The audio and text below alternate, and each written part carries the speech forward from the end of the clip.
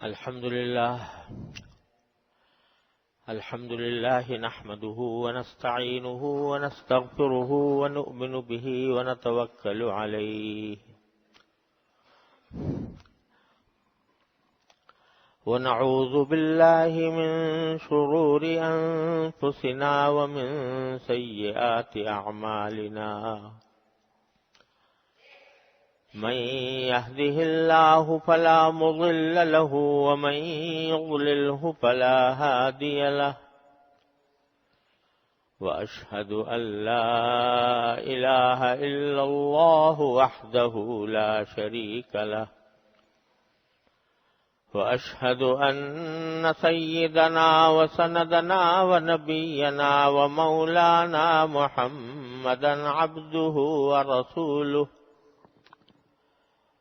صلى الله تعالى عليه وعلى آله وأصحابه وبارك وسلم تسليما كثيرا أما بعد فأعوذ بالله من الشيطان الرجيم بسم الله الرحمن الرحيم قد أفلح من تزكى وذكر اسم ربه فصلى بل تؤثرون الحياة الدنيا والآخرة خير وأبقى إن هذا لفي الصحف الأولى صحف إبراهيم وموسى آمنت بالله صدق الله مولانا العظیم۔ بزرگان محترم اور برادران عزیز، السلام علیکم ورحمۃ اللہ وبرکاتہ۔ یہ سورہ اعلیٰ کی آخری آیتیں ہیں جن کا کچھ بیان پچھلے جمعہ میں شروع کیا تھا۔ ان آیتوں میں اللہ تبارک و تعالی نے یہ فرمایا کہ قد افلح من تزکا، فلاح اس کو ملتی ہے جو پاک صاف ہو جائے، وَذَكَرَ اسْمَ رَبِّهِ فَصَلَّى، اور اپنے پروردگار کے نام کا ذکر کرے اور نماز پڑھے۔ بل تؤثرون الحیات الدنیا، لیکن تم لوگ دنیاوی زندگی کو ترجیح دیتے ہو، والآخرۃ خیر وابقی، حالانکہ آخرت کی زندگی وہ بدرجہ بہتر بھی ہے اور زیادہ پائیدار بھی ہے۔ اور پھر آگے بتلایا کہ یہ بات ہم کوئی نئی نہیں کہہ رہے، بلکہ ان ھذا لفی الصحف الاولی، یہ ساری باتیں وہ ہیں جو پچھلے انبیاء کرام علیہ السلام کے صحیفوں میں بھی گزری ہیں، ابراہیم علیہ السلام کے صحیفوں میں بھی، موسیٰ علیہ السلام کے صحیفوں میں بھی۔ تو ان مختصر سی آیتوں میں اللہ تبارک و تعالی نے انسان کی فلاح کا بنیادی راستہ بھی بتایا اور اس راستے کو حاصل کرنے کا طریقہ بھی بتایا، اور اس کے حاصل کرنے میں جو رکاوٹیں عام طور سے پیدا ہوتی ہیں ان کا بھی ذکر فرمایا۔ پہلی بات تو یہ فرمائی کہ فلاح اس کو ملے گی۔ فلاح کا لفظ جو ہے یہ بڑا عام لفظ ہے۔ لفظی اردو میں جب ہم اس کا ترجمہ کرتے ہیں تو کامیابی سے کرتے ہیں کہ فلاح ملی یعنی کامیابی ملی۔ نماز کے لیے جب اذان دی جاتی ہے تو اس میں بھی حی علی الفلاح کہا جاتا ہے کہ آؤ کامیابی کی طرف آؤ، فلاح کی طرف آؤ۔ تو چونکہ اور کوئی لفظ ہمارے پاس اس کے ترجمہ کرنے کے لیے موجود نہیں ہے، اس لیے اس کو کامیابی ہی کے لفظ سے تعبیر کرتے ہیں۔ لیکن حقیقت میں یہ فلاح کا لفظ بہت عام اور ہمہ گیر ہے، جس کے معنی در حقیقت اس میں یہ بات بھی داخل ہے کہ انسان خوشحال ہو، اس میں یہ بات بھی داخل ہے کہ انسان عافیت کی زندگی گزارے، اور سب سے بڑی بات یہ کہ آخرت میں جو اس کی زندگی ہو وہ پرسکون، پرعافیت، خوشیوں والی، مسرتوں والی، آرام و راحت والی زندگی ہو، اللہ تعالیٰ کی ناراضی سے محفوظ رہے۔ تو یہ ساری باتیں کس کو حاصل ہوں گی؟ من تزکا، جو پاک صاف ہو۔ لفظی معنی یہ ہے کہ پاک صاف ہو، اور جیسا میں نے پچھلے جمعہ میں عرض کیا تھا کہ ایک پاکی وہ ہے جو ظاہری جسم کی ہوتی ہے، جس میں طہارت بھی داخل ہے، وضو بھی داخل ہے، غسل بھی داخل ہے، اور صاف صفائی اور ستھرائی کے اور دوسرے طریقے جو شریعت نے مقرر کیے ہیں وہ سارے داخل ہیں۔ اور ایک صفائی اور ستھرائی دل کی اور باطن کی ہوتی ہے، انسان کے باطن کی ستھرائی، باطن کی صفائی، باطن کی پاکیزگی۔ وہ اس وقت ہوتی ہے جبکہ آدمی کے دل میں جو ناجائز خواہشات پیدا ہوتی ہیں، ناجائز نفسانی خواہشات جو پیدا ہوتی ہیں یا نفسانی تقاضے جو پیدا ہوتے ہیں، ان سے انسان اپنے آپ کو پاک کر دے۔ گناہ کا تقاضا پیدا ہو رہا ہے، دل مچل رہا ہے کہ فلاں گناہ کر لوں، یہ گندگی ہے جو ہمارے باطن پہ لگ گئی۔ اس گندگی کو صاف کرنے کا، اس گندگی سے اپنے آپ کو بچانے کا، اس گندگی سے اپنے آپ کو پاک کرنے کا، یہ مفہوم اس میں سب سے بڑا داخل ہے تزکا میں۔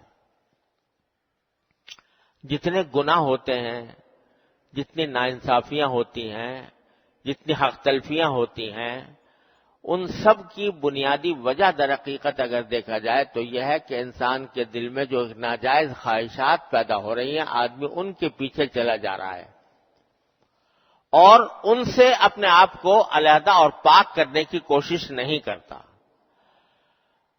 اور یہی تباہی کا راستہ ہے۔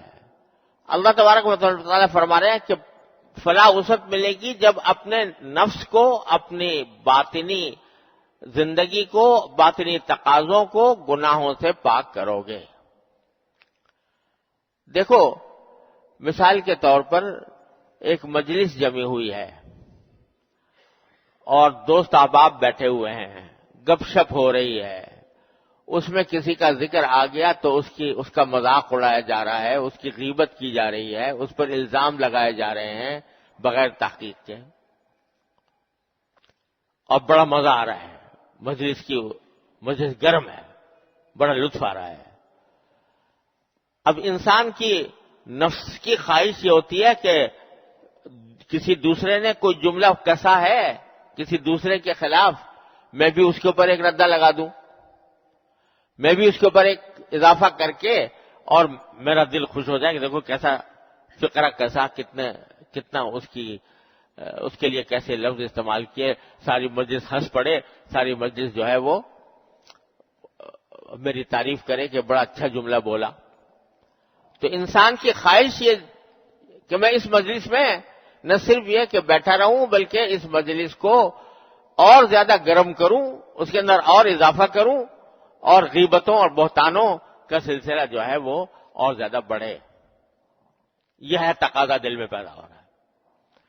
یہاں انسان کا امتحان ہے کہ آیا وہ اس تقاضے پر عمل کرتا ہے اور غیبتوں پر غیبتیں کیے چلا جاتا ہے، دوسروں پر بہتان لگاتا چلا جاتا ہے، یا یہ کہ یہ سوچتا ہے کہ میرے اللہ مجھے دیکھ رہا ہے، میری زبان سے نکلنے والا ہر کلمہ، ہر لفظ اللہ تعالیٰ کے یہاں ریکارڈ ہو رہا ہے، مجھے اس کی جواب دہی کرنی ہوگی، اور یہ سوچ کر پھر وہ اپنی اس تقاضے سے ہٹ جاتا ہے، لوگوں سے بھی کہتا ہے بھائی غیبت ہو رہی ہے اور کوئی بات کر لو، گفتگو کا رخ تبدیل کر دیتا ہے، نہیں کر پاتا تو اٹھ کے چلا جاتا ہے۔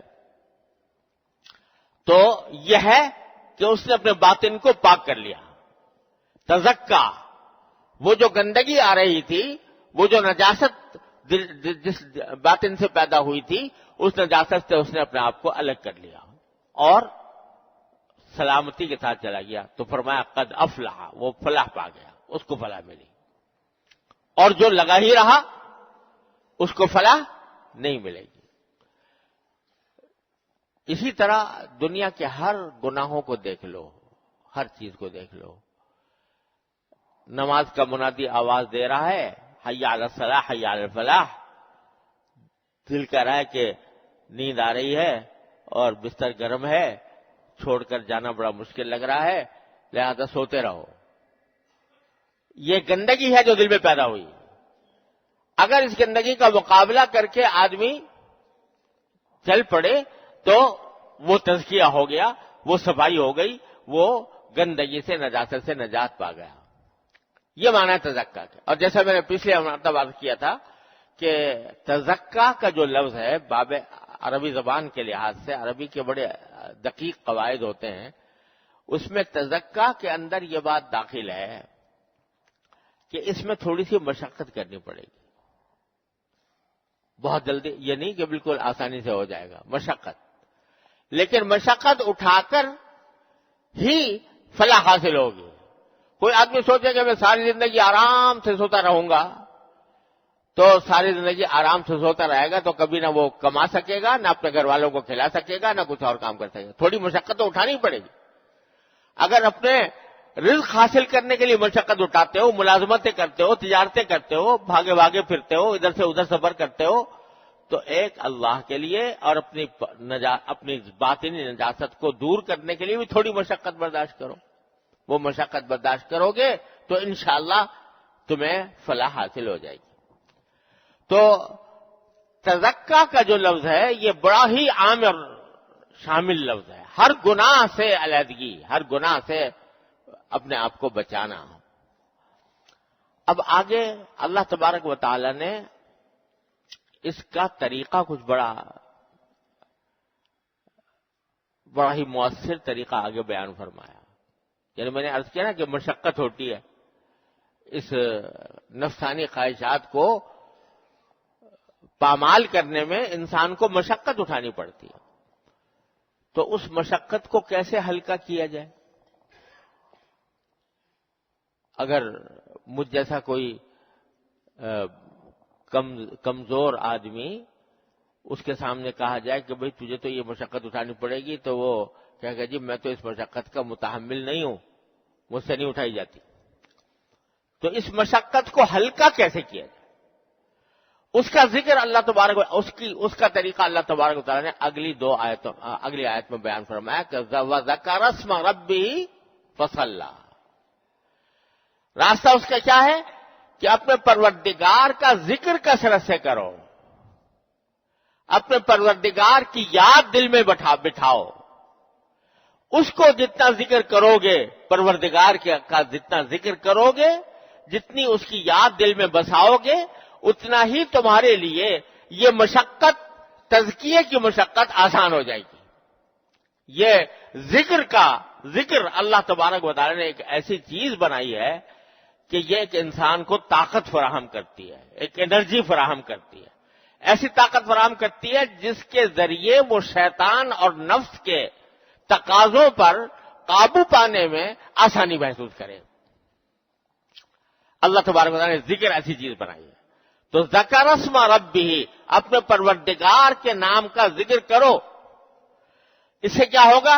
اس سے یہ ہوگا کہ اللہ تبارک و تعالیٰ کی یاد دل میں بیٹھے گی، اللہ تعالیٰ کا ذکر دل میں سمائے گا، اور ذکر کے دل میں سمانے کے نتیجے میں شیطان سے جو مقابلہ ہے تمہارا، اور تمہاری نفسانی خواہشات سے جو مقابلہ ہے، وہ جو معرکہ تمہارا اس کے ساتھ پیش آ رہا ہے، اس معرکے میں تمہارے لیے آسانی پیدا ہو جائے گی۔ ذکر اسم ربہ، اپنے پروردگار کا نام یاد کرو۔ اس کو معمولی بات نہ سمجھیے۔ قرآن کریم نے اسی لیے جگہ جگہ فرمایا کہ مجھے یاد کرو، میرا ذکر کرو۔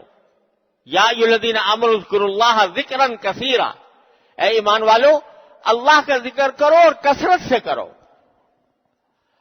اذکرونی اذکرکم، تم میرا ذکر کرو میں تمہارا ذکر کروں گا۔ کیا پر پیار سے اللہ تعالی نے بات فرمائی ہے۔ تم مجھے یاد کرو میں تمہیں یاد کروں گا۔ معمولی بات ہے، ایک بنگا، ایک ناکارہ ناتواں چیز، وہ اس کے بارے میں پروردگار فرماتے ہیں کہ میں تیرا نام لوں گا، میں تجھے پکاروں گا، میں تجھے یاد کروں گا اگر تو میرا ذکر کرے گا۔ تو اللہ تبارک و تعالی وَلَذِكْرُ اللَّهِ اکبر، اللہ تبارک و تعالیٰ کا ذکر بڑی عظیم چیز ہے، بڑی زبردست چیز ہے۔ لذکر اللہ اکبر کیا مانا کہ اللہ کا ذکر وہ اتنی بڑی چیز ہے کہ شیطان اس کے آگے کچھ نہیں، نفسانی خواہشات اس کے آگے کچھ نہیں، اور جتنے بھی دشمن ہیں وہ اس کے آگے کچھ بھی نہیں، اس کی طاقت کچھ نہیں، لیکن اللہ کے ذکر کی طاقت سب سے بڑی ہے۔ وَلَذِكْرُ اللَّهِ اکبر۔ تو یہ راستہ بتایا کہ ذکر کرو میرا، جتنا ذکر زیادہ کرو گے اتنی طاقت زیادہ آئے گی، اور اس کے نتیجے میں تمہارے لیے یہ تزکیے کی یعنی پاک ہونے کی جو مشقت ہے وہ تمہارے لیے آسان ہو جائے گی۔ کثرت سے ذکر کرو۔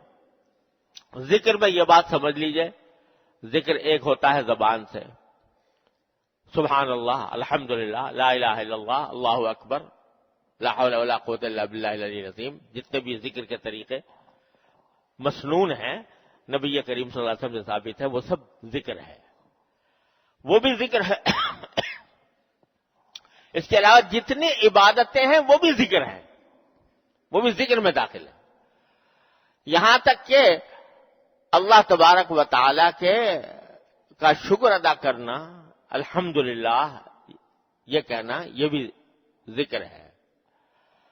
ایک زبان سے ذکر ہوتا ہے، اور ایک ذکر ہے دل کا ذکر، دل میں اللہ تبارک و تعالیٰ کو یاد رکھنا۔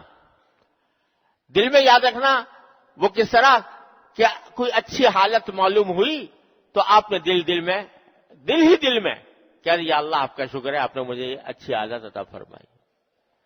آپ کو کوئی ناگوار حالت پیش آئی، اے اللہ مجھے اس ناگوار حالت سے بچا لیجئے، دعا کر لی، دعا بھی ذکر ہے، اللہ تعالیٰ سے مانگنا بھی ذکر ہے۔ اور یہ ایسی چیز اللہ تعالیٰ نے بنا دی ذکر، جس کے بارے میں فرمایا کہ اکبر، ساری طاقتوں سے بڑی طاقت ہے ذکر کی۔ جس چیز کو اتنا طاقتور بنایا، اس کو آسان اتنا کر دیا کہ یوں کہہ دیا تمہیں وضو کی بھی ضرورت نہیں ذکر کرنے میں، وضو ہونا بھی شرط نہیں، جنابت سے پاک ہونا بھی شرط نہیں۔ حالت جنابت میں قرآن کریم کی تلاوت نہیں ہو سکتی، لیکن اللہ کا ذکر ہو سکتا ہے، اور اس کے لیے قبلہ روح ہونا بھی ضروری نہیں، اس کے لیے زبان ہلانا بھی ضروری نہیں، زبان ہلانا بھی ضروری نہیں۔ دل میں اگر تم نے اللہ تبارک و تعالیٰ سے کسی قسم کا رابطہ قائم کر لیا، شکر کر کے، دعا کر کے، اس کی تعریف کر کے، اس سے کوئی چیز مانگ کر، اس کا تصور کر کے، ذکر ہو گیا، وہ ذکر ہو گیا۔ اگر تصور ہی کر لیا یا اللہ تیری کیسی قدرت ہے، تو نے یہ آسمان پیدا کیے، تو نے یہ زمین پیدا کی، تو نے یہ کائنات بنائی، تو نے کیسے کیسے دنیا میں نظارے پیدا فرمائے، تو نے پھول اگائے، تو نے بستیاں بنائیں، تو نے ہوائیں چلائیں، یہ تصور کر رہے ہو نا، یہ بھی کیا ہے؟ یہ بھی ذکر ہے۔ تو اللہ تعالیٰ نے جتنی بڑی طاقت ذکر میں رکھی ہے، وَلَذِكْرُ اللَّهِ اکبر، اتنا ہی اللہ نے ہمارے لیے اس کو آسان کر دیا ہے۔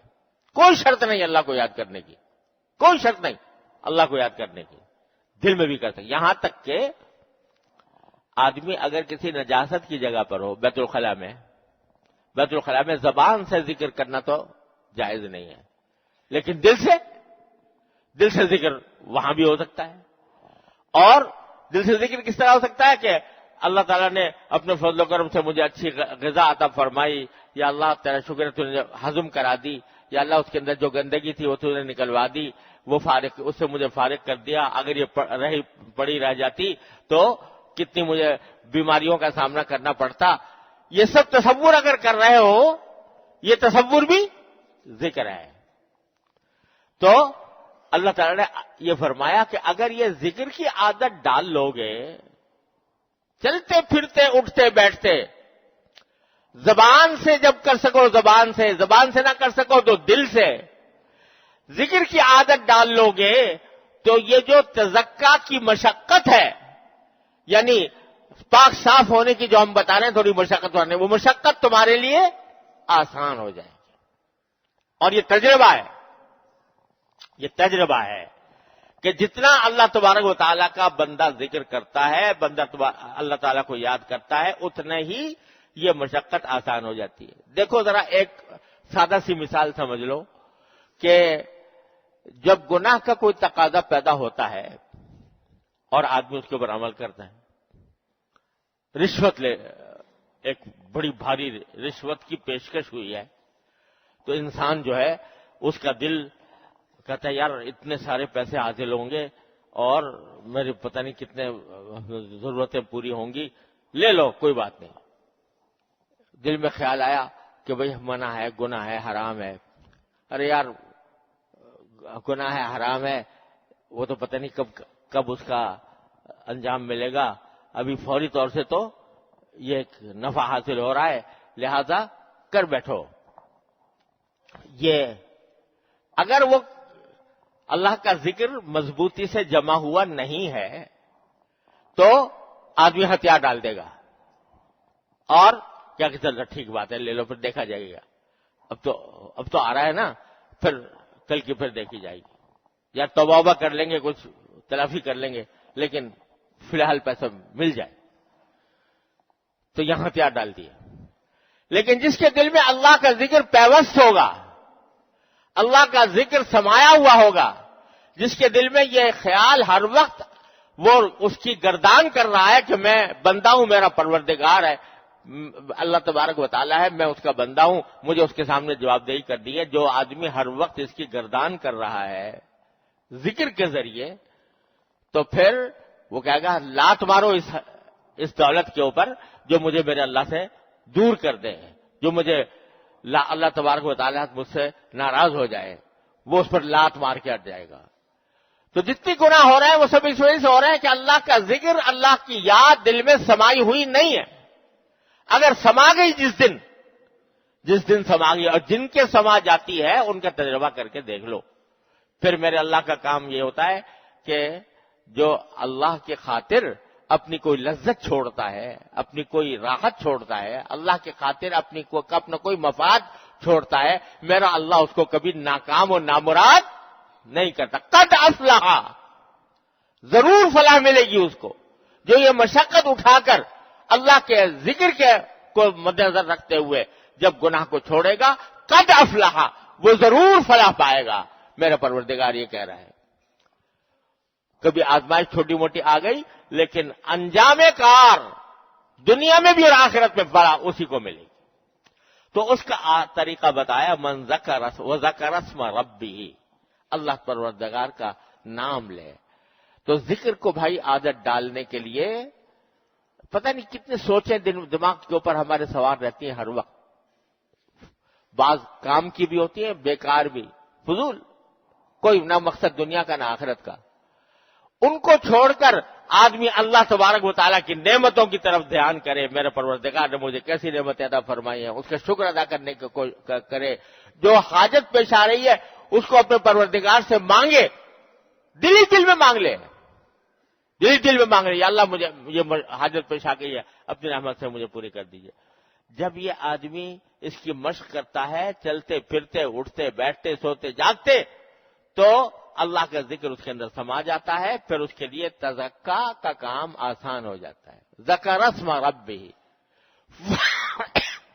فصلی، اسی ذکر کا کی ایک عظیم اور عظیم ترین قسم وہ بیان فرما دی کہ جو نماز پڑھے. یعنی بتا دیا کہ ذکر کا عظیم فرض جو ہے وہ نماز ہے. نماز کی پابندی، فرائض کی پابندی، اور فرائض کی پابندی کے ساتھ ساتھ اللہ تبارک و تعالیٰ کی محبت میں کچھ نوافل بھی ادا کرنا.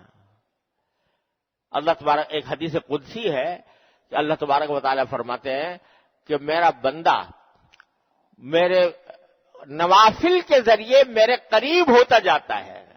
جتنی نفلی عبادتیں کرے گا اللہ کے رضا کی خاطر اتنا ہی قریب ہوتا جائے گا. میرا بندہ مجھ سے نوافل کے ذریعے قریب ہوتا جاتا ہے، قریب ہوتا جاتا ہے، قریب ہوتا جاتا ہے، اتنا قریب ہو جاتا ہے کہ میں اس کی آنکھ بن جاتا ہوں جس سے وہ دیکھتا ہے، میں اس کی کان بن جاتا ہوں جس سے وہ سنتا ہے، میں اس کی زبان بن جاتا ہوں جس سے وہ بولتا ہے، میں اس کے پاؤں بن جاتا ہوں جس سے وہ چلتا ہے۔ کیا مانا کہ جو کچھ کر رہا ہوتا ہے وہ سب میرے توفیق کے ساتھ اور میری محبت کے ساتھ، میرے قرب کے ساتھ کر رہا ہوتا ہے۔ یہ کہاں سے حاصل ہوتا ہے؟ نوافل سے۔ تو بات یہ فرائض کی تو ہے اپنی جگہ پر، وہ تو ہے ہی لازمی، اسے وہ نہ کرے گا تو پکڑ جائے گا، لیکن یہ جو بتایا جا رہا ہے نا کہ وہ اپنے پروردگار کے نام کو یاد رکھنے کا ایک عظیم طریقہ کثرت نوافل ہے، نفلی عبادتوں کی۔ یہ جو سنتیں ہم پڑھتے ہیں نا یہ بھی نوافل میں داخل ہیں، سنتوں کے بعد جو 2 نفلیں بعض اوقات پڑھ لیتے ہیں، 4 نفلیں پڑھ لیتے ہیں، یہ بھی نوافل میں داخل ہے۔ اشراق پڑھ لی وہ بھی نوافل میں داخل ہے، رات کی نماز تہجد پڑھ لی وہ بھی نوافل میں داخل ہے، مغرب کے بعد 6 رکعتیں اوابین کی پڑھ لی وہ بھی نوافل میں داخل ہے۔ ویسے بھی کوئی نماز حاجت، کوئی حاجت پیش آ گئی 2 رکعتیں نماز پڑھ لی، اللہ میری فلاں حاجت پوری کر دی، یہ بھی نوافل میں داخل ہے۔ کوئی مسئلہ پیش آ گیا، استخارہ کرنے کی ضرورت پیش آ گئی، استخارے کی نماز پڑھ لی وہ بھی نوافل میں داخل ہے۔ تو جتنا نوافل کے ذریعے انسان قریب پہنچے، نوافل ادا کرے گا اللہ تعالیٰ کے قریب پہنچے گا، اللہ تعالیٰ کا قرب حاصل ہوگا، اس کی یاد دل میں سمائے گی تو تزکیہ آسان ہو جائے گا۔ ذکر اسم ربہ فصلی۔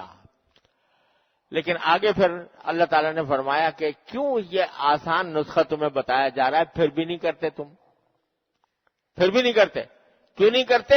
اس کی وجہ اگلی آیت میں بتائیے، مگر اب وقت ختم ہو گیا، اللہ نے زندگی دی تو انشاءاللہ اگلے بیان میں عرض کروں گا۔ وآخر دعوانا الحمدللہ۔